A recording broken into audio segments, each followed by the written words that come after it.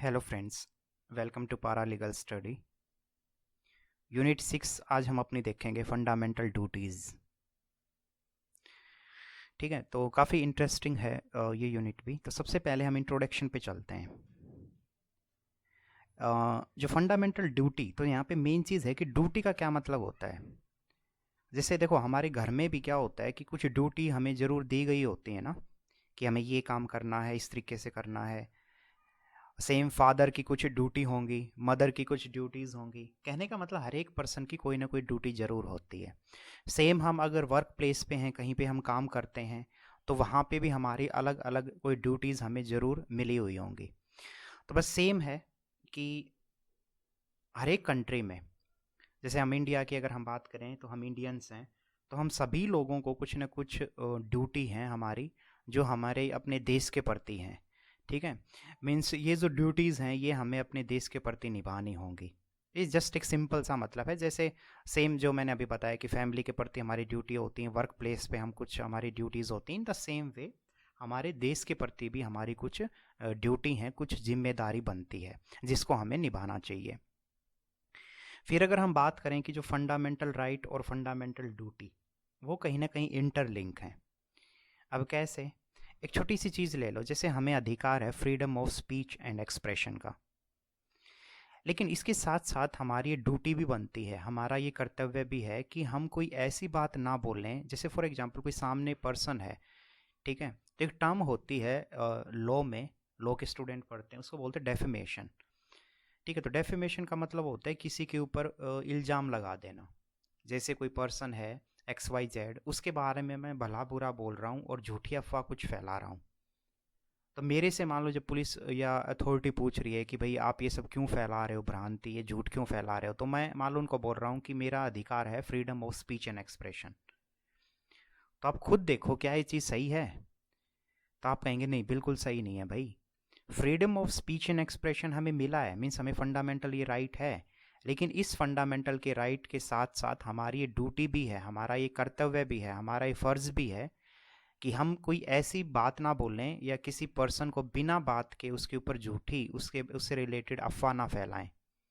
तो कहने का मतलब फंडामेंटल राइट और जो फंडामेंटल ड्यूटीज़ हैं वो एक दूसरे के इंटरलिंक्ड हैं। अगर हम अच्छे से अपनी ड्यूटी निभाएंगे ना, तभी हम सामने वाले से उम्मीद कर सकते हैं कि हमारे फंडामेंटल राइट की वो रक्षा करेगा, या हमारे फंडामेंटल राइट जो है उसकी वो रिस्पेक्ट करेगा। ठीक है ना, तो दोनों के दोनों ये इंटरलिंक हैं। फिर अगर एक बैकग्राउंड में जाएं तो USSR पहली ऐसी कंट्री थी दुनिया में जिसमें उन्होंने फंडामेंटल ड्यूटीज़ को अपने कॉन्स्टिट्यूशन में जगह दी। कुछ और कंट्रियां भी हैं जहां पे फंडामेंटल ड्यूटीज़ जो है वो नागरिकों को मिली हुई हैं, जैसे जापान का कॉन्स्टिट्यूशन है, इटली का कॉन्स्टिट्यूशन है। ठीक है, सोवियत यूनियन तो अभी नहीं रहा, जो अभी रशिया है, तो पहले वो सोवियत यूनियन था, उसी को USSR बोला गया है। तो ये हमने बात की कि वहाँ पे तो सबसे पहले फंडामेंटल ड्यूटीज़ को अपनाया गया था। इसके अलावा इंडिया, पोलैंड, ठीक है, अल्बानिया, चाइना, तो ये कुछ देश हैं जहाँ पे फंडामेंटल ड्यूटीज़ को कॉन्स्टिट्यूशन में जगह दी गई है। तो ये सारी चीज़ें हमारी हो गई इंट्रोडक्शन में। अब हम चलते हैं entry of the fundamental duties in the constitution. तो आप इसमें स्टार्टिंग में एक चीज़ ध्यान रखें कि इंडियन कॉन्स्टिट्यूशन जब शुरुआत में बनाना, तो did not have provision of the fundamental duties. तो फंडामेंटल ड्यूटी का कोई भी प्रोविज़न इंडियन कॉन्स्टिट्यूशन में स्टार्टिंग में नहीं था। हाँ, एक जगह ज़रूर है कि आर्टिकल 33 जो है इंडियन कॉन्स्टिट्यूशन का, वो बात करता था कि जो आर्म्ड फोर्स और पुलिस में जो लोग हैं ना, वो अपनी ड्यूटी को अच्छे से, अपनी डिसिप्लिन को मेंटेन करें और अपनी ड्यूटी जो है उसको अच्छे से उसका पालन करें। लेकिन ये जो है आर्टिकल 33, ये स्पेशल आर्म्ड फोर्सेस जो हैं हमारी और पुलिस, इससे रिलेटेड था। इसके अलावा जो कॉमन सिटीजन है ना, कॉमन सिटीजन के लिए हमारे इंडियन कॉन्स्टिट्यूशन में स्टार्टिंग में कोई भी फंडामेंटल ड्यूटीज़ नहीं थी। तो आपसे कोई पूछ ले कि क्या फंडामेंटल ड्यूटीज़ इंडियन कॉन्स्टिट्यूशन का पार्ट थी स्टार्टिंग में, तो आप कहेंगे नहीं। फिर मान लो आपसे कोई पूछे कि आर्टिकल 33 तो ड्यूटीज़ की बात करता है, तो आपका जवाब ये होगा कि आर्टिकल 33 जो ड्यूटी की बात करता है वो आर्म्ड फोर्सेस और पुलिस के जो पर्सन्स हैं उनसे रिलेटेड ड्यूटीज़ की बात है। कॉमन सिटीजन के लिए स्टार्टिंग में फंडामेंटल ड्यूटीज़ का कोई प्रावधान नहीं था। तो बाद में कौन से अमेंडमेंट हुए? 2 अमेंडमेंट हुए, एक तो 42nd अमेंडमेंट और 82nd कॉन्स्टिट्यूशनल अमेंडमेंट। इन 2 अमेंडमेंट में क्या हुआ है, फंडामेंटल ड्यूटीज़ जो हैं उसको शामिल किया गया इंडियन कॉन्स्टिट्यूशन में। ठीक है, तो ये जो 42nd जो अमेंडमेंट है ये कब हुआ था? ये 1976 में हुआ था। और इस अमेंडमेंट के बाद कुछ फंडामेंटल ड्यूटीज़ से रिलेटेड चीज़ें जो हैं वो ऐड की गई हमारे कॉन्स्टिट्यूशन में। फिर अगर हम बात करें आगे, एक 86th जो अमेंडमेंट हुआ, 86th अमेंडमेंट हुआ था 2002 में। उसमें पेरेंट्स जो हैं उनको कुछ ड्यूटीज़ निर्धारित की गई संविधान में। संविधान में पेरेंट्स के लिए ड्यूटी ये थी कि 6 से 14 साल के जो बच्चे हैं उनको आप एजुकेशन दीजिए। प्रॉब्लम क्या हो रही थी ना कि जो ये पेरेंट्स थे ये कई बार बच्चों को अपने साथ काम पे लगा लेते थे। तो वही एक फंडामेंटल ड्यूटी के तहत जो 86th अमेंडमेंट हुआ तो उसमें बोला गया कि हर एक पेरेंट्स का एक कर्तव्य है, हर एक पेरेंट्स की ड्यूटी है कि 6 से 14 साल तक के बच्चों को वो अपने जो बच्चे हैं उनको एजुकेशन प्रोवाइड करें। तो ये 42 और 86th अमेंडमेंट आप ध्यान रखें। इसके अलावा जो फंडामेंटल ड्यूटीज़ हैं वो 51A जो आर्टिकल है हमारा इंडियन कॉन्स्टिट्यूशन का, उसमें भी कुछ फंडामेंटल ड्यूटीज़ की बात की गई है।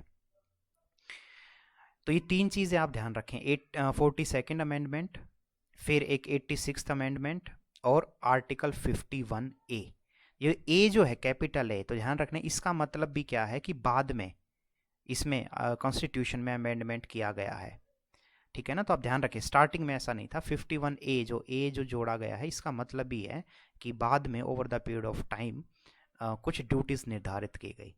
तो अगर अभी हम बात करें कि इंडियन कॉन्स्टिट्यूशन में फ़िलहाल एट प्रेजेंट अगर आज की तारीख में हम बात करें तो कितनी ड्यूटीज़ दे रखी हैं, तो इसमें बोला है कि 42nd और 86th कॉन्स्टिट्यूशन अमेंडमेंट जब हुआ उसके बाद इंडिया के जो सिटीजन्स हैं उनके लिए 11 फंडामेंटल ड्यूटीज़ हैं। तो आप कहेंगे कि ये 11 की 11 फंडामेंटल ड्यूटीज़ याद रखनी है, तो जवाब है बिल्कुल हाँ, याद रखनी है।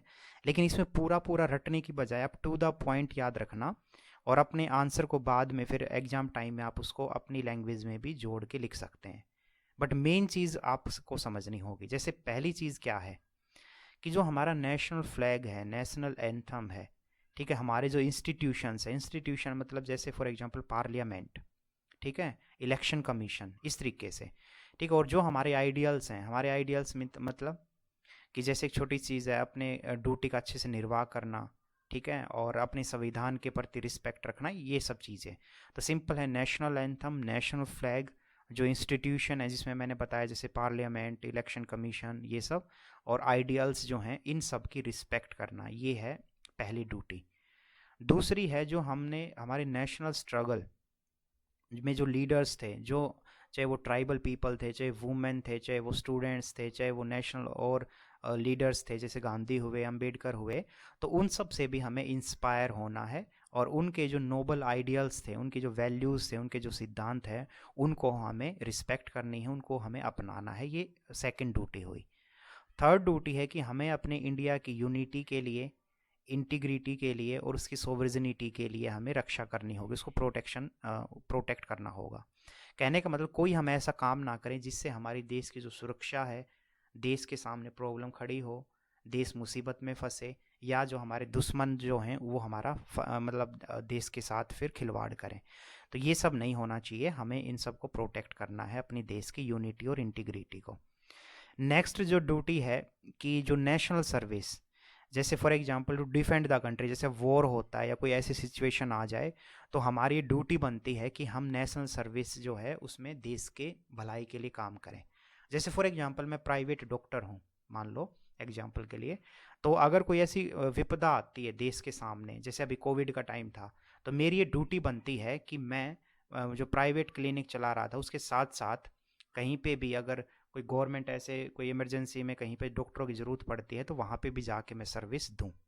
जैसे बाढ़ वगैरह आ जाती है, एक छोटी सी चीज़ है, तो वहाँ पे उन इलाकों में जाके भी मैं वहाँ पे मेडिकल सर्विसेज प्रोवाइड करूँ। ये ड्यूटी है मतलब हर एक नागरिक की, चाहे वो फिर कोई सेना में जाके इमरजेंसी के दौरान भर्ती होके वहाँ पे रक्षा करे देश की, इस तरीके से मीन्स कंट्री को हमें डिफेंड करना है। नेक्स्ट ड्यूटी है कि promote harmony and the spirit of common brotherhood. इसका मतलब कोई किसी भी जाति, किसी भी धर्म, कास्ट, जेंडर किसी का भी हो, हम सभी की ये रिस्पॉन्सिबिलिटी है कि हम ब्रदरहुड, भाईचारा और एक पीस एंड हार्मनी जो है वो बना के रखें। नेक्स्ट ड्यूटी है जो हमारा रिच हेरिटेज और कल्चर है उसको हम प्रिजर्व करें। तो हमारी जो भी एंशियंट धरोहर हैं, ठीक है, जो भी हमारे मोन्यूमेंट्स हैं, चाहे वो हमारे स्क्रिप्चर ग्रंथ हैं कोई, ठीक, उन सब को हमें प्रिजर्व करना होगा। ये हर किसी इंसान की ड्यूटी है।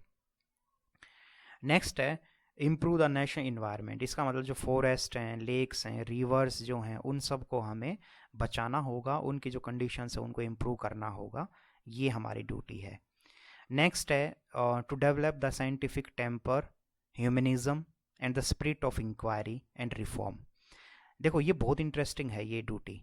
इसका मतलब ये है कि हर एक नागरिक का ये कर्तव्य बनता है कि जब वो कोई बात करे तो उसमें साइंटिफिक लॉजिक हो, उसमें प्रॉपर रीजनिंग हो, ठीक है, और ह्यूमन वैल्यूज़ को उसमें जगह दी गई हो, और एक इंक्वायरी, जैसे एक छोटी सी चीज़ है, हम कभी भी क्या करते हैं, अननेसेसरी के हम बकवास करते हैं, कुछ भी हम बोल देते हैं, ऐसा नहीं होना चाहिए। जब कोई आप बात बोलते हो तो उसमें पहले तो इंक्वायरी करो कि क्या वो बात सच में बिल्कुल सही है। दूसरी चीज़, क्या वो जो आप बात बोल रहे हो उसमें आर्ग्यूमेंट है, उसमें तर्क है, उसमें लॉजिक है, या फिर जस्ट आप ऐसे ही इमोशंस में या फिर ऑर्थोडॉक्स अपनी किसी पुरानी जो रूढ़िवादी एक सोच है उस बहकावे में बोल रहे हो। तो ऐसा नहीं होना चाहिए। हमारी सोच में लॉजिक होना चाहिए, प्रॉपर रीजनिंग होनी चाहिए, और ह्यूमन वैल्यूज़ को जो के लिए जो सही है, जो फ़ायदेमंद है, वो बातें हमें बोलनी चाहिए, और इंक्वायरी प्रॉपर हमें करनी चाहिए। ये सब ड्यूटीज़ हैं हर एक इंसान की। आगे है कि कहीं पे भी वॉयलेंस होता है तो उसको कंट्रोल करें या उसको हम रोकें। इसके अलावा जो पब्लिक प्रॉपर्टी है, जैसे एक छोटी सी चीज़ है, हम कई बार असेंबल होते हैं, कहीं पे असेंबली हम बनाते हैं, पीसफुली प्रोटेक्ट करते हैं, प्रोटेक्शन में हिस्सा लेते हैं, तो उस दौरान ये नहीं कि ट्रेनों को आग लगा दी, स्कूलों को तोड़ दिया, बसों में आग लगा दी, ऐसा नहीं होना चाहिए। जो पब्लिक प्रॉपर्टी है उसकी हमें रक्षा करनी चाहिए, और वॉयलेंस जो है वो किसी भी फॉर्म में हमें स्वीकार नहीं करनी चाहिए। ये ड्यूटी है। नेक्स्ट हमारी जो ड्यूटी है वो है कि the nation constantly rises to higher level of endeavours and achievement. इसका मतलब जब भी हमें मौका मिले अपने देश का नाम हमें आगे करना चाहिए। जैसे हम स्पोर्ट्स में के थ्रू अपने देश को रिप्रेजेंट करते हैं, अभी जैसे ओलंपिक हैं या क्रिकेट हैं और बहुत सारे हैं। फिर सेम हम रिसर्च अगर कोई कर रहा है, मान लो पीएचडी या कोई बहुत किसी रिसर्च थीसिस में हम लगे हुए हैं, तो वो भी कहीं ना कहीं अगर दुनिया को कुछ नया डिस्कवर करके देते हैं, या फिर अभी जैसे हमने वैक्सीन जो बनाई कोविड के टाइम पे, तो ये क्या है, ये नेशन को रिप्रेजेंट करता है, इससे देश का नाम होता है पूरी दुनिया में। तो ये वही हर एक इंसान की ड्यूटी है कि वो कुछ ऐसा करे इंडिविजुअल लेवल पे, चाहे वो किसी के साथ मिलके, जिससे कि जो देश है वो आगे बढ़े, ठीक है, हायर लेवल की ओर हमारा जो देश है वो जाए। और जो लास्ट जो ड्यूटी है वो पेरेंट्स और जो हमारे गार्जियन हैं उनको दी गई है स्पेशली। उसमें बोला गया है कि जो बच्चे हैं, ठीक है, 6 से 14 साल के बच्चे, उनको आप एजुकेशन प्रोवाइड करें। तो ये गार्जियन और पेरेंट्स की ड्यूटी है। तो ये 11 ड्यूटी हैं जो आपको ध्यान रखनी है हमारे फंडामेंटल ड्यूटीज़ में। फिर अगर हम बात करें कि फंडामेंटल जो ड्यूटीज़ जो हमने देखी 11, उसके कुछ अगर साइलेंट फीचर अगर हमें बोलने हो तो क्या हैं। तो साइलेंट फीचर का मतलब ये होता है कि एक तरीके से उसका एसेंस, उसकी क्रीम, ठीक है, उसका बिल्कुल निचोड़। तो उसके जो साइलेंट फीचर हैं उसमें एक तो यही है कि जो हमारी फंडामेंटल ड्यूटीज़ हैं ये moral in nature and civic in nature. इसका मतलब क्या है, इसका मतलब जैसे फॉर एग्जांपल हम कई बार कहते हैं कि झूठ नहीं बोलना चाहिए, हमेशा सच बोलना चाहिए, मोरलिटी से रिलेटेड है। तो मोरल मतलब एक तरीके से आदर्श जो चीज़ें होती हैं, जो अच्छी चीज़ें होती हैं, और सिविक मतलब ही है यहाँ पे जो सिविल सोसाइटीज़ में समाज के लिए जो चीज़ें अच्छी हों। तो फंडामेंटल ड्यूटीज़ जो है वो आचरण के रूप में, एक व्यवहार में भी उसकी बहुत मतलब इम्पोर्टेंट जगह है, और समाज के लिए तो है ही। तो इसीलिए बोला गया fundamental duties are both civic and moral in nature. इसके अलावा जो फंडामेंटल ड्यूटीज़ हैं वो हर एक इंडियंस को क्या बोलती हैं, एक वे ऑफ लाइफ, कि हमें इस तरीके से जीना चाहिए जिससे कि हमारे देश का भी नाम हो, और हमारा जो इंडियन कल्चर है वो हमेशा ऐसे ही बना रहे, ना कि बाहरी देशों की चीज़ें हम अपना के अपने इंडियन कल्चर, अपनी जो रूट है, अपनी जड़ें, उसको भूल जाएं। तो ये भी एक साइलेंट फीचर है कि Indian way of life style जो हमारा रहा है सदियों से, उसी को हम उसकी रिस्पेक्ट भी करें और बचा के रखें। नेक्स्ट है कि जो हर एक सिटीज़न, इंडिया के जो सिटीज़न हैं वो कॉन्स्टिट्यूशन जो ड्यूटीज़ हैं, जो ऊपर 11 ड्यूटीज़ हमने जो बात की, तो वो सभी अपनी ईमानदारी से हर एक इंसान निभाने की कोशिश करे। ये एक इम्पोर्टेंट साइलेंट फीचर है। इसके अलावा जो फंडामेंटल राइट और फंडामेंटल ड्यूटीज़ हमने स्टार्टिंग में ही देखा था, ये दोनों एक दूसरे के इंटरलिंक हैं। ठीक है, तो अगर हम अब चाहते हैं कि हमारे फंडामेंटल राइट की रक्षा हो, तो उसके साथ साथ हमें पहले अपनी फंडामेंटल ड्यूटीज़ को भी निभाना होगा। तभी हमारे फंडामेंटल राइट को सही मायने में सामने वाला भी हमारे फंडामेंटल राइट की रिस्पेक्ट करेगा। ये दोनों के दोनों इंटरलिंक्ड हैं। और लास्ट में है कि इट इज़ नॉन जस्टिसेबल। इसका मतलब क्या है कि अगर फंडामेंटल, जैसे हमने जो ड्यूटी की बात की, अगर कोई नागरिक फंडामेंटल ड्यूटीज़ को नहीं निभाता है तो क्या कोर्ट में हम जा सकते हैं? तो आंसर है नहीं। ये वैसा ही समझ लो दोस्तों, जैसे याद करो अभी हमने इससे पहले फंडामेंटल ड्यूटीज से पहले डीपीएस भी देखा था 5th यूनिट में। तो directive principle of state policy में भी राज्यों को बोला गया था कि आपको ऐसा ऐसा करना चाहिए। अब राज्य करते हैं नहीं करते हैं वो उनकी मर्जी, बट कोर्ट में हम जाके ऐसा नहीं बोल सकते कि राज्य जो है ऐसा नहीं कर रहे हैं। तो वो राज्यों को ऊपर छोड़ा था। इन द सेम वे जो ये फंडामेंटल ड्यूटीज़ हमारे कॉन्स्टिट्यूशन में है 11, वो कहीं ना कहीं हमारे लोगों के ऊपर ही छोड़ दी हैं। मीन्स हमारे जो बाद में जो थिंकर थे, उनको जिन्होंने इसको ऐड किया ड्यूटीज़ को, तो उनको यही लगा कि भाई हम इंसान अपने इंडियन सिटीजन्स पे ही छोड़ते हैं। अगर उनको में खुद के अंदर एक चेतना है, उनको खुद को अगर लगता है कि यार सच में जिस देश में हम रहते हैं उस देश को हमें और आगे बढ़ाना है, उसकी अच्छाई के लिए काम करना है, ठीक है, इन्वायरमेंट को प्रोटेक्ट करना है, तो ये सारी चीज़ें अगर हमारे अंदर से आ रही हैं तो फिर हम उसको, ज़रूरी नहीं है कि वो फिर आप ज़बरदस्ती उसको फोर्सफुली लागू करवाओ, है ना। तो ये तो अपने मन के ऊपर होता है, आपके अंदर चेतना कैसी है। तो वही है कि अगर कोई पालन नहीं भी करता है इंसान, तो हम कोर्ट में जाके उसके खिलाफ केस नहीं कर सकते, और ना ही ये नॉन इन्फोर्सेबल है। इसका मतलब कि ज़बरदस्ती हम फंडामेंटल ड्यूटीज़ को करवा भी नहीं सकते। ये इंसान के ऊपर हमने छोड़ दिया है कि हर एक नागरिक अपना खुद, अगर उसको लग रहा है कि सच में मुझे अपने देश के लिए कुछ करना चाहिए तो वो करे, नहीं तो कोई बात नहीं। ये इस सेंस में है। ठीक है, तो ये कुछ इंपॉर्टेंट साइलेंट फीचर हुए। अब जो हमने ऊपर जो बात की थी, याद करो 42nd जब कॉन्स्टिट्यूट अमेंडमेंट हुआ जिसमें फंडामेंटल ड्यूटीज़ को शामिल किया गया था 1976 में, तो ध्यान रखना इंदिरा गांधी की सरकार थी उस समय। तो इंदिरा गांधी जो गवर्नमेंट है उसने एक कमेटी बनाई थी जिसके जो चेयरपर्सन थे वो थे सवर्ण सिंह। तो सवर्ण सिंह के नाम पे ही ये कमेटी बनी है, सवर्ण सिंह कमेटी। इस कमेटी, सवर्ण सिंह कमेटी ने अपनी रिपोर्ट दी थी, और इस रिपोर्ट में बोला गया था कि कौन कौन सी फंडामेंटल ड्यूटीज़ को शामिल किया जाना चाहिए। ठीक है, तो इसमें ध्यान रखना प्लीज़, आप ये आंसर में ज़रूर लिखें कि जो 42nd अमेंडमेंट हुआ था 1976 में, तो उस कॉन्स्टिट्यूशन अमेंडमेंट में जो फंडामेंटल ड्यूटी जो शामिल की गई वो सवर्ण सिंह कमेटी रिपोर्ट के बाद शामिल किया गया। इसका मतलब सवर्ण सिंह कमेटी ने जो रिपोर्ट दी थी, उन रिपोर्ट के आधार पे हमने फिर फंडामेंटल ड्यूटीज़ को शामिल किया।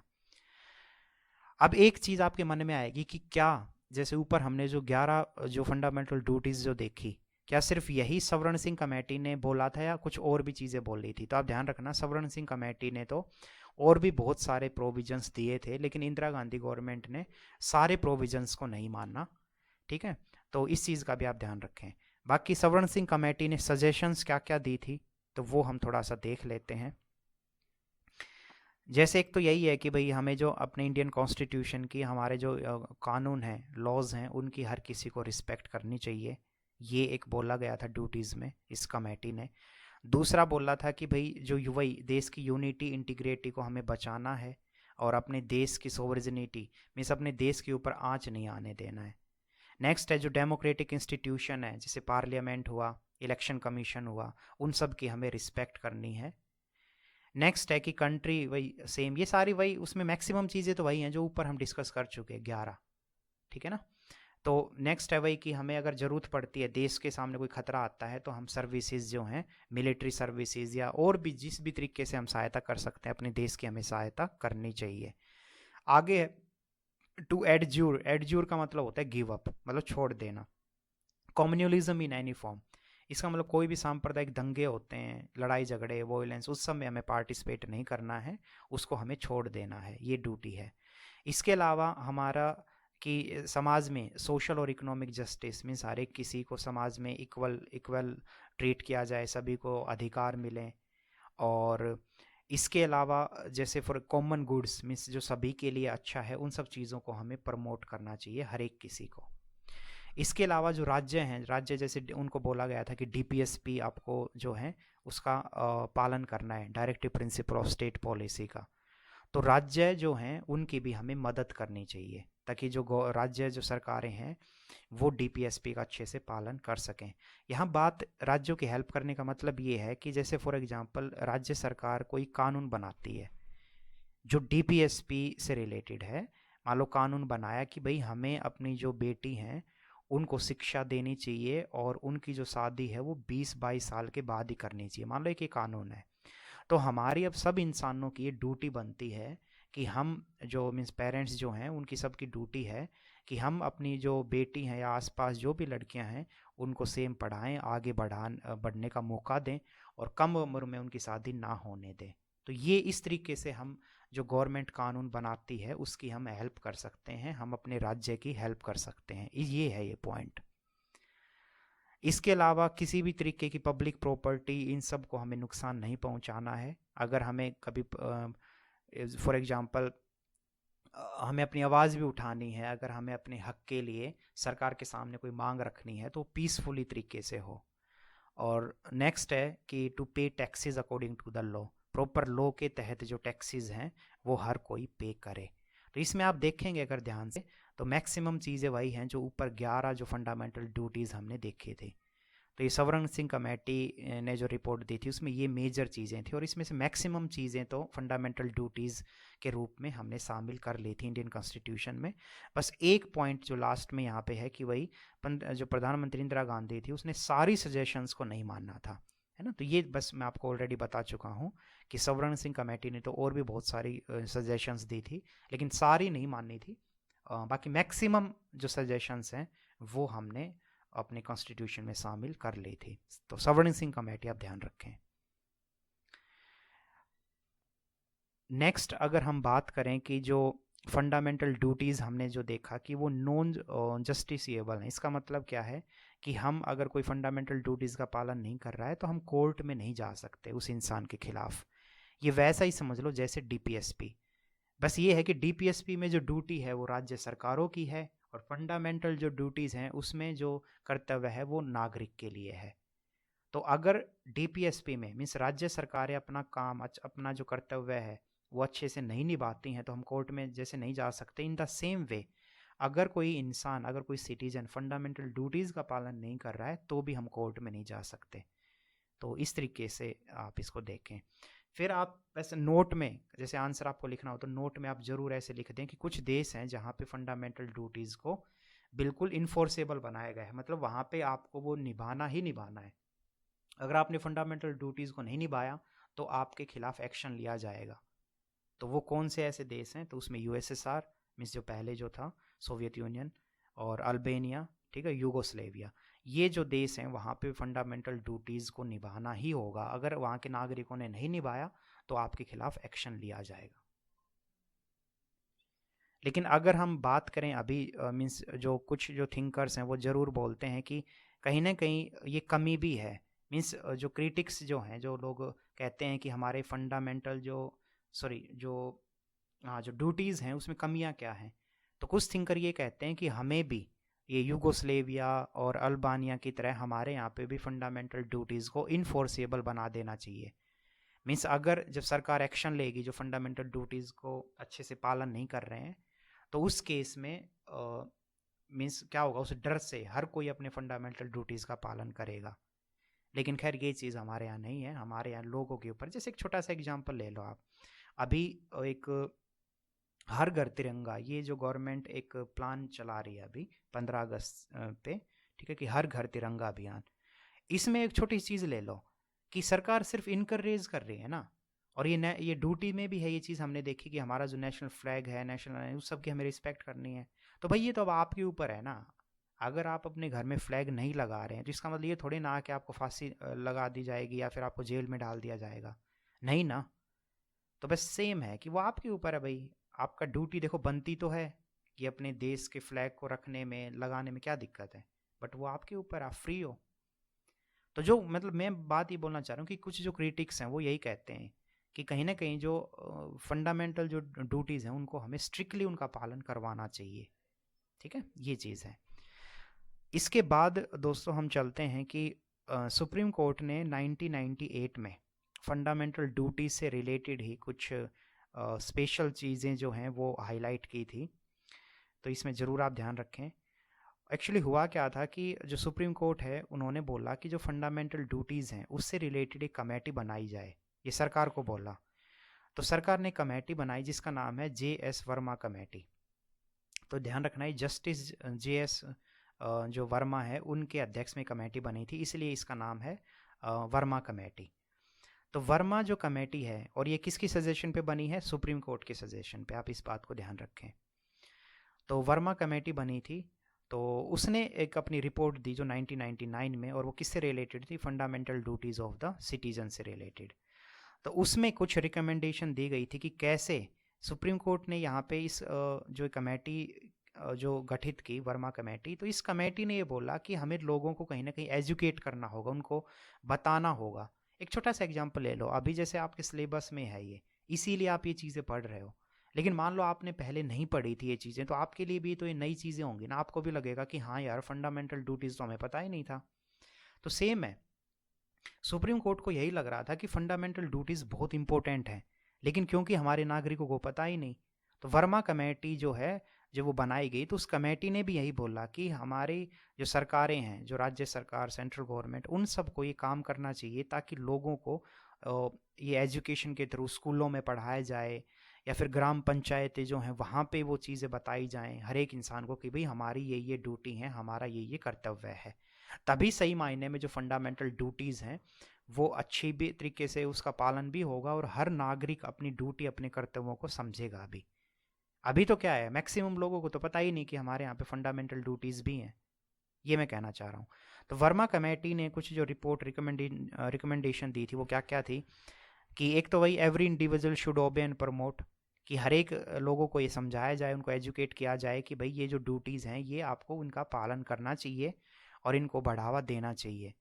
इसके अलावा जो पब्लिक ऑफिसेज होल्डर हैं, जैसे कोई पुलिस में है, कोई नेता है, MLA है, MP है, तो वो अपना नेपोटिज्म, मतलब जो परिवारवाद है, जो अक्सर सरकार कहती भी है कि नेपोटिज्म जो है वो बहुत गलत चीज़ है। जैसे मान लो एक पूरी प्रथा चल रही है, जैसे कांग्रेस की पूरी फैमिली अगर ट्री हम उठाएं तो ये नेपोटिज्म ही है। फिल्मों में ये वर्ड आपने अक्सर सुना होगा, ठीक है? जैसे फॉर एग्जांपल कोई किसी, अभी मान लो रणबीर कपूर है, ठीक है, ऋषि कपूर था, तो ये क्या है एक तरीके से कि जो स्टार है उनके बच्चे, उनकी लड़कियां, इस तरीके से वो नेपोटिज्म ही। तो यहाँ पे ड्यूटीज़ में यही है, इस वर्मा कमेटी ने यही कहा कि जो पब्लिक ऑफिस होल्डर्स हैं, खासकर MLA, MP, कोई पुलिस में और ये सब, तो वो अवॉइड करें इस नेपोटिज्म को। इसके अलावा integrity should be the main principle, कि अपने देश को यूनाइट करना ही हमारा सबसे बड़ा कर्तव्य हर किसी का होना चाहिए। इसके अलावा जो भी हम डिसीजन लेते हैं, कोई एक्शन हम लेते हैं, ठीक है, तो वो पब्लिक, मान लो पब्लिक ऑफिसर हैं हम, ठीक है, हम कोई एक्शन ले रहे हैं तो उसके प्रति हम अकाउंटेबल हों।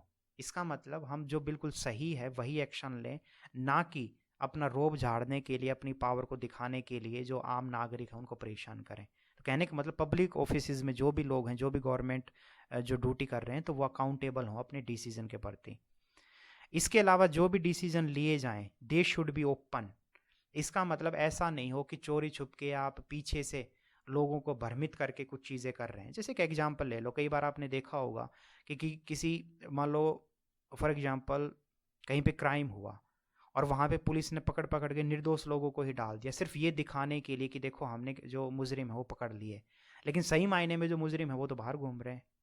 तो यहाँ पे ड्यूटी यही बनती है कि जो ये पब्लिक ऑफिसेज जो होल्ड करते हैं, जो ऑफिसर्स हैं, पहली बात तो वो जो डिसीजन ले वो बिल्कुल उसके प्रति अकाउंटेबल हो, मतलब सही निर्णय लें, और दूसरी चीज़ वो निर्णय ओपनली हो। इसका मतलब ऐसा ना हो चोरी छुप के आप कुछ कर रहे हो और मीडिया में या हमें पता ही नहीं कि आप कर क्या रहे हो।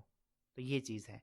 नेक्स्ट है, जो पब्लिक ऑफिशियल हैं वो अपनी ऑनेस्टी से पालन करें, और जो भी उनको ड्यूटी मिलती है उन सब का वो अच्छे से निर्वाह करें। और लीडरशिप जो है वो, क्योंकि भाई लीडरशिप को हर कोई देखता है, जैसे हमारे जो नेता हैं, ठीक है, जो भी लीडर हैं, तो वो उन लीडर्स को एग्जाम्पल सेट करने होंगे ताकि जो और लोग हैं वो भी उनसे प्रभावित होके और अच्छे के लिए, देश के अच्छे के लिए काम करें। तो ओवरऑल अगर हम समझें, वर्मा कमेटी ने जो रिकमेंडेशन जो दी थी, वो कहीं ना कहीं पब्लिक ऑफिसर से रिलेटेड भी थी, कि जो पब्लिक ऑफिसर्स है अगर वो अच्छे से अपना काम करेंगे, जैसे पुलिस अगर अपने ईमानदारी से अपना काम कर रही है, एमएलए एमपीज अपना अगर ऑनेस्टी के ईमानदारी से काम कर रहे हैं, तो वो साथ साथ अपने अपने लोगों को, जो आम नागरिक हैं, उनको भी वो मोटिवेट करेंगे, उनके लिए भी वो इंस्पिरेशन बनेंगे, और फिर आम नागरिक भी अपने कर्तव्यों का निर्वाह जो है वो अच्छे से करेंगे। तो ये वर्मा कमेटी का आप ध्यान रखें, बहुत इंपॉर्टेंट है।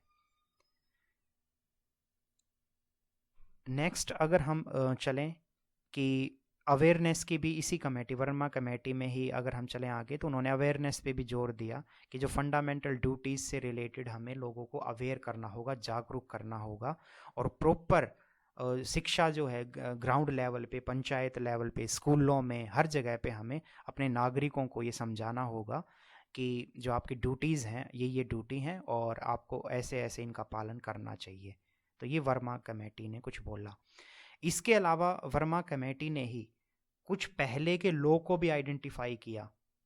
मीन्स उन्होंने कुछ पुराने कानून थे उनको भी उठाया, और उन्होंने बोला कि इन सब एक्ट में भी फंडामेंटल जो ड्यूटीज़ हैं उनसे रिलेटेड बहुत कुछ हम सीख सकते हैं। तो फिर से बोल रहा हूँ, ये जितने भी एक्ट मैं अभी आपको बताऊंगा, ये वर्मा कमेटी ने ही बताया था। वर्मा कमेटी ने इन सब एक्ट को उठाया और कहा कि इन सब एक्ट में भी देखो कहीं ना कहीं वो ड्यूटीज से रिलेटेड ही चीज़ें हैं। तो अब ये एक्ट क्या क्या कहते हैं, आपको टू द पॉइंट मैं आप बताता हूँ। जो रिप्रेजेंटेशन ऑफ पीपल्स एक्ट 1951 का जो ये एक्ट है, ये कानून है, इसमें स्पेशली ये चीज़ बोला गया है कि जो करप्ट एक्टिविटीज़ हैं, कहने का मतलब कोई भी इंडियन पार्लियामेंट के मेंबर जो हैं, जैसे एमपी, और स्टेट लेजिस्लेचर्स में, स्टेट असेंबली में कौन होते हैं, एमएलए। आप इस चीज़ को ध्यान रखें। तो इंडियन पार्लियामेंट में जो मिनिस्टर्स हैं वो एमपी कहलाते हैं, और स्टेट असेंबली में जो होते हैं वो कहलाते हैं एमएलए। तो एमपी और एमएलए, इन दोनों ही, ये जो पब्लिक जो ऑफिस को जो होल्ड करते हैं ये लोग, ये कभी भी करप्ट एक्टिविटी में इंगेज ना हो। अगर ये करप्ट एक्टिविटी में इंगेज पाए जाते हैं तो तुरंत इनकी जो मेंबरशिप है उसको रद्द कर दिया जाए, रिजेक्ट कर दिया जाए उसी दौरान। ये तो अब सोच के देखो, ये ध्यान से देखो, ये कितनी इंटरेस्टिंग चीज़ है। अपने यहाँ पे आजकल क्या होता है कि राजनेता कितने करप्ट प्रैक्टिसेस में इंगेज होते हैं। कितने, अभी ले लो बंगाल में ईडी ने जो छापा मारा, ठीक है, पार्थ चटर्जी पे, उसमें देखो क्या हाल है, कितना मतलब बुरा हाल, कितना कुछ उसके ऊपर जो पैसे कितने मिले हैं, गोल्ड, सारी चीज़ें, और वो शिक्षा एजुकेशन मिनिस्टर थे, सोच के देखो। तो कहने का मतलब तुरंत ऐसे जो लोग हैं उनकी जो अध्यक्षता है, जो मेंबरशिप है, उसको कैंसिल कर देना चाहिए। तो ये है रिप्रेजेंटेशन ऑफ पीपल एक्ट 1951 का प्रावधान, जो वर्मा कमेटी ने बोला कि ये चीज़ हमें अपनानी होगी। फिर वर्मा कमेटी ने जो नेक्स्ट जो चीज़ बोली, वो कौन सा एक्ट उठाया, वो है अनलॉफुल एक्टिविटी प्रोटेक्शन एक्ट 1967। इसमें क्या है कि एक पीसफुल, एक स्टेबल सोसाइटी के लिए सबसे ज़रूरी है कि वहाँ पे ये सेक्रेटेरियन ऑर्गेनाइजेशन ना पनपे। अब इसका मतलब क्या होता है, तो ध्यान रखना, ये सेक्रेटेरियनिज्म का मतलब है पॉलिटिकल और cultural conflict between two groups and hatred can arise in this conflict. अब एक छोटी सी चीज़ ले लो, फॉर एग्जांपल अभी आप देखो नुपुर शर्मा ने जो बयान दिया, पूरा उसके ऊपर हंगामा हुआ। फिर जैसे हिंदू वर्ग है उसने कुछ बयानबाजी की, फिर उस साइड से मुस्लिम ने कुछ बयानबाजी की। कहने का मतलब ये है कि कई बार प्रॉब्लम क्या हो जाती है कि जो कॉन्फ्लिक्ट, ये जो सेक्रेटेरियन का मतलब ही ये है कि जो संगठन खड़े होते हैं अलग अलग प्रॉपर धर्म के नाम पे, जाति के नाम पे, ये कहीं ना समाज को बांटने का काम करते हैं, समाज को तोड़ते हैं। और इससे इसका फ़ायदा कौन उठाता है, ध्यान रखना, इसका फ़ायदा उठाते हैं हमारे दुश्मन, जैसे पाकिस्तान हुआ, चाहे वो चाइना हुआ, ये सब लोग हमारा फिर फ़ायदा उठाते हैं। तो ये जो अनलॉफुल एक्टिविटी प्रोटेक्शन एक्ट 1967 में जो वर्मा कमेटी ने जो बोला, उन्होंने कहा कि ये जो सेक्रेटेरियन जो ऑर्गेनाइजेशंस हैं इसको बिल्कुल हमें ख़त्म करना होगा, बैन करना होगा। इसी के बाद शांति जो है, पीस जो है वो स्टेबल, या मतलब शांति जो है वो सोसाइटी में बनेगी। तो ये इस एक्ट से रिलेटेड है। नेक्स्ट है प्रोटेक्शन ऑफ सिविल राइट 1955।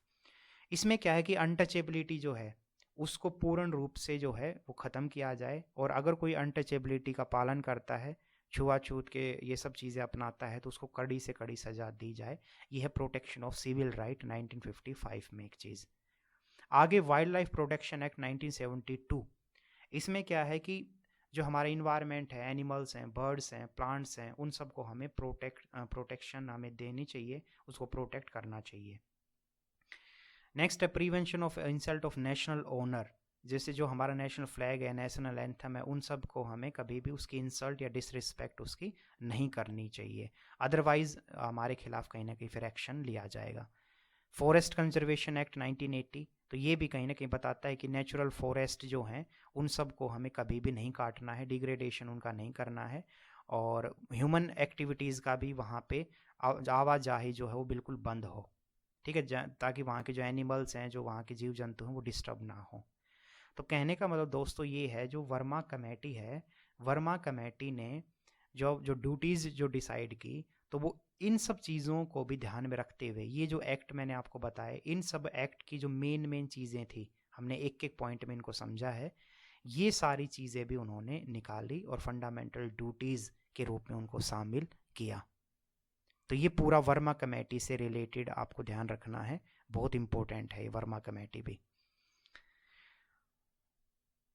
इसके अलावा अगर हम बात करें तो द सुप्रीम कोर्ट ने फिर 2003 में भी जो नेशनल कमीशन एक बनाया गया था, जिसने प्रॉपर रिव्यू किया था कॉन्स्टिट्यूशन को, मीन्स कॉन्स्टिट्यूशन में कुछ कमियां हैं या जो भी हम चीज़ें उसमें सुधार कर सकते हैं, उसको लेके नेशनल कमीशन ने एक अपना रिपोर्ट दी थी। और जो ये वर्मा कमेटी की जो रिपोर्ट थी 1999 वाली, इन दोनों की जो सजेशंस थी, जो इन दोनों की जो रिकमेंडेशंस थी, उनको सुप्रीम कोर्ट ने बोला सेंट्रल गवर्नमेंट को कि आप इन चीज़ों को इम्प्लीमेंट करिए। ठीक है, तो सुप्रीम यहाँ पे साफ समझ आ रहा है, जो सुप्रीम कोर्ट का बार बार जिक्र हो रहा है, आप ध्यान रखना हम लॉ के स्टूडेंट नहीं है, लेकिन यहाँ पे हमें एक चीज़ समझनी होगी कि फंडामेंटल ड्यूटीज़ को लेके देखो सुप्रीम कोर्ट भी कितना सीरियस है।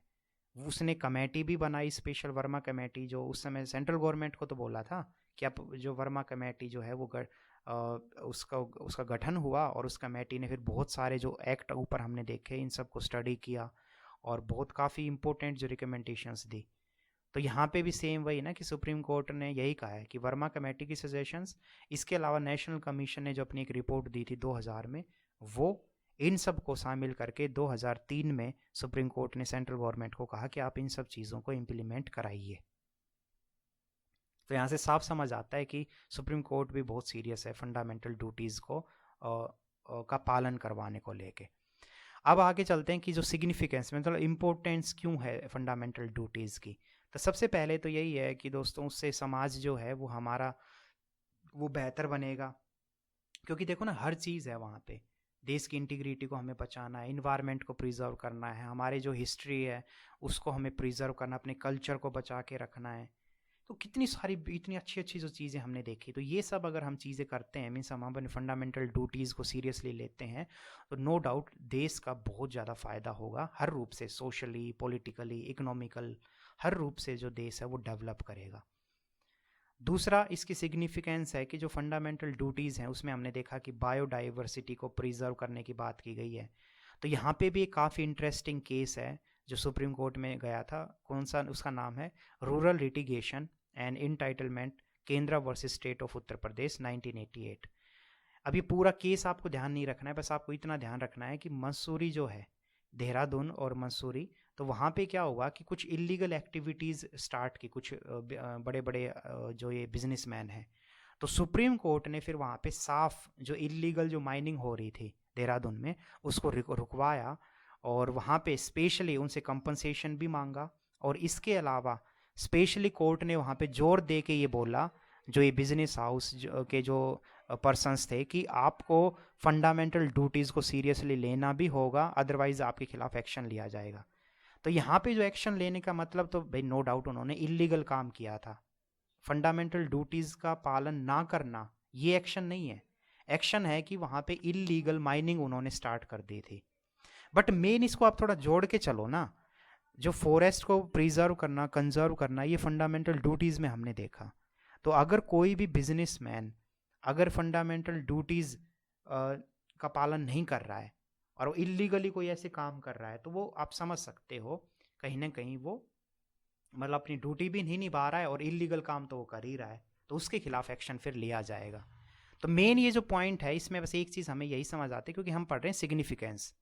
तो एक तो मैंने बताया कि अगर फंडामेंटल ड्यूटीज़ का हम पालन करते हैं तो देश सोशली, इकोनॉमिकली, पॉलिटिकली हर रूप से डेवलप करेगा। और दूसरा, जो अगर कोई इन सब चीज़ों का पालन नहीं करता है और इलीगल एक्टिविटीज़ अगर इनके थ्रू करता है तो उसके खिलाफ एक्शन भी लिया जाएगा। तो वो यहाँ पे इस स्पेशली इस केस में सुप्रीम कोर्ट ने बता दिया कि हमें जो इन्वायरमेंट है उसको बेहतर तरीके से प्रोटेक्ट करना होगा। फिर एक और उसकी सिग्निफिकेंस ये है कि कॉन्स्टिट्यूशन रिव्यू जो कमीशन बना था, याद करो, जिसने ऊपर जो हमने देखा था कॉन्स्टिट्यूशन रिव्यू कमीशन, जस्ट यहाँ पे मैं आपको बताता हूँ, ये वाला, ये रहा नेशनल कमीशन रिव्यू 2000 वाला, ठीक है ना। तो इस नेशनल कमीशन रिव्यू के बारे में अब यहाँ पे बताया गया है। ये कॉन्स्टिट्यूशन जो रिव्यू कमीशन है, इसके चेयरपर्सन कौन थे, तो वो थे M.N. वेंकटा चाली। अब ये पता नहीं नाम तो क्या ही पढ़ा जाएगा, बट आप थोड़ा देख लेंगे, ठीक है। तो कॉन्स्टिट्यूशनल जो रिव्यू जो कमीशन है, इसने भी अपनी रिकमेंडेशंस दी हैं, और सुप्रीम कोर्ट ने भी तो बोला था ना कि इस कमीशन की जो रिकमेंडेशन है वो भी सरकार को माननी है। तो इसमें इन्होंने इस कमीशन ने क्या क्या रिकमेंडेशन दी थी, तो आप वो देखें। पहला, the union and state government should aware the people. तो सेंटिसाइज का मतलब होता है अवेयर करना, कि जो यूनियन और स्टेट गवर्नमेंट है वो लोगों को जागरूक करे कि वो अपने फंडामेंटल ड्यूटीज़ का अच्छे से निर्वाह करे। तो लोगों को जागरूक करना है हमें। दूसरा, कि हमारे जो फ्रीडम ऑफ रिलीजन है, कोई मान लो अलग रिलीजन में है, अलग कोई लैंग्वेज बोलता है, कोई माइनॉरिटी में है, तो हमें हर उन सब की रिस्पेक्ट करनी होगी, उन सब को केयरफुली हमें प्रोटेक्ट करना होगा, अदरवाइज समाज में डिवीज़न हो जाएगा। ये इस कमेटी ने बोला। तीसरा, उन्होंने बोला कि जैसे हमारा एक ड्यूटी होती है कि vote in election, in the same way हमारा ये भी ड्यूटी है कि टैक्सेस को हम अच्छे से पे करें, और जो भी हमारे डेमोक्रेटिक जो प्रोसेसेस है, प्रॉपर इंस्टीट्यूशंस हैं, उन सब में हम पार्टिसिपेट भी करें। जैसे इलेक्शन में अगर डिबेट हो रही है वहाँ पार्टिसिपेट करें, कहीं पे चुनाव की रैली हो रही है तो वहाँ पार्टिसिपेट करें, कहीं पे मौका मिल रहा है तो ये जो MLA MPs होते हैं इनसे क्वेश्चन भी कर सकें। तो यहाँ पे जो एक्टिवली पार्टिसिपेट का मतलब भी ये है कि जो डेमोक्रेटिक जो प्रोसेसेस हैं, जो काम हैं, उन सब में हम बढ़ चढ़ के हिस्सा भी लें। तो सिर्फ जाके वोट कर देना ही हमारा काम नहीं है, कहने का मतलब ये है, ये इस कमीशन ने बोला। इसके अलावा इस कमीशन ने ये कहा कि जो जस्टिस वर्मा की जो कमेटी थी उसमें जो बहुत सारी चीज़ें जो कहीं ना कहीं छूट गई थी, जो इंदिरा गांधी सरकार ने नहीं मानी, उन सब को भी हमें ऐड करने की ज़रूरत है। और जो इंडस्ट्रियल ऑर्गेनाइजेशंस हैं, जो कंपनियां वगैरह जो चलाती हैं, तो उनको भी बोला कि आप भी क्या करो, जो एम्प्लॉय हैं उन सबको बोलो कि वो अपने बच्चों को अच्छे से शिक्षा दें, और इवन आप अपने एम्प्लॉय जो हैं उनको कुछ रिलैक्सेशन भी दे सकते हैं, उनको कुछ पैसा भी दे सकते हैं, ताकि वो पैसा वो अपने बच्चों पे एजुकेशन पे खर्च कर सकें। तो ये इंडस्ट्रियल ऑर्गेनाइजेशन से रिलेटेड था। तो ये सारी कॉन्स्टिट्यूशनल रिव्यू कमीशन जो है उसने ये सब चीज़ें रिकमेंड की थी कि ये सारी चीज़ें भी फंडामेंटल ड्यूटीज़ के तहत हमें रखनी चाहिए। तो ये है पूरा चैप्टर। अब देखो, अब आप कहेंगे कि भाई ये ड्यूटीज़ में अगर आता है तो आप क्या क्या लिखेंगे। देखो, अगर बड़ा क्वेश्चन आता है तो आप ये सारा जो है वो एक एक पेज में डाल दें। जैसे कॉन्स्टिट्यूशनल रिव्यू जो कमीशन है इसको एक पेज में ले लें। इसके अलावा जो ऊपर हमने बात की थी ये वाला जो वर्मा कमेटी, उसको एक पेज में ले लें। उससे ऊपर सवर्ण सिंह कमेटी थी, उसको ले लें। और उससे पहले एक पेज जो है उसमें पूरा बैकग्राउंड आ जाएगा कि फंडामेंटल ड्यूटीज़ को कैसे शामिल किया गया। तो ऐसे 4-5 पेज आपके बन जाएंगे। और अगर स्पेशल वो पूछता है कि भाई ये इसी के ऊपर आप लिखो कॉन्स्टिट्यूशनल रिव्यू कमीशन और वर्मा कमेटी, तो फिर आप 10 नंबर के करीब जो मटेरियल होता है वो इस रिव्यू कमीशन से रिलेटेड लिखें, और 10 नंबर का या फिर हाफ मतलब आप समझ गए होंगे मेरी बात, कि जो एग्जाम में जिस हिसाब से क्वेश्चन आता है उसी हिसाब से अपने आंसर को ज़्यादा या कम में लिखें। बट बहुत सारी नई चीज़ें हमने डिस्कस की हैं, तो आप इनके सबके नोट्स बनाएं और लेक्चर को मल्टीपल टाइम सुन सकते हैं। ठीक है, खूब सारी मेहनत करें, हमेशा बड़े सपने देखें। और जो फंडामेंटल ड्यूटीज़ में जो हम बात करते हैं तो उसमें एक ड्यूटी कहीं ना कहीं ये भी है कि जो वुमेन है उनकी हमेशा रिस्पेक्ट करें। Thank you so much.